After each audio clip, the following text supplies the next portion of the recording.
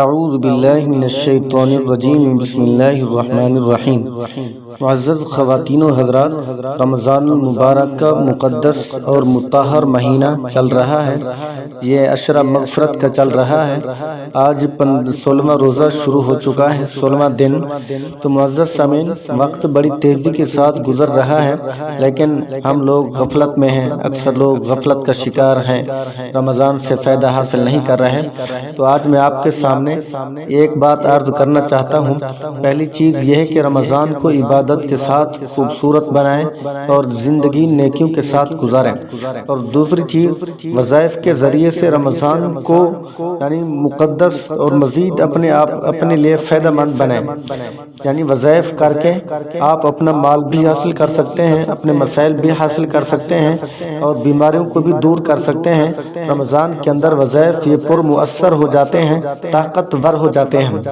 معزز سامعین، اکثر لوگ یہ بھی پوچھتے ہیں کہ رمضان میں ہم بستری کا طریقہ کار کیا ہے، کیسے کرنی چاہیے اور اس کے مزیدار یعنی فائدہ مند کون سے اوقات ہیں۔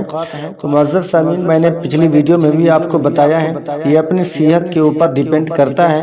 یعنی جتنی آپ کے اندر طاقت ہے اتنی آپ رمضان میں راتوں کے اوقات یعنی رات کے وقت میں کر سکتے ہیں۔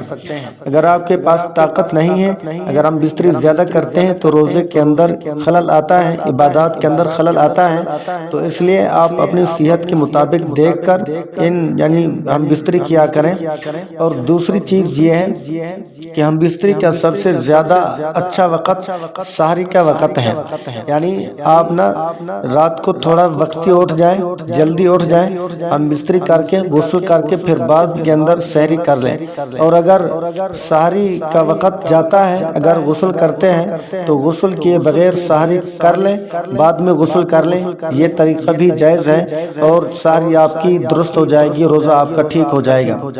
اس لیے جو بندہ بھی اس کے اندر شش و پنج میں ہے تو اس کو چاہیے کہ غسل پہلے کر لے، غسل بعد میں کر لے، سحری پہلے کر لے اگر وقت کے جانے کا خوف اور خطرہ ہو۔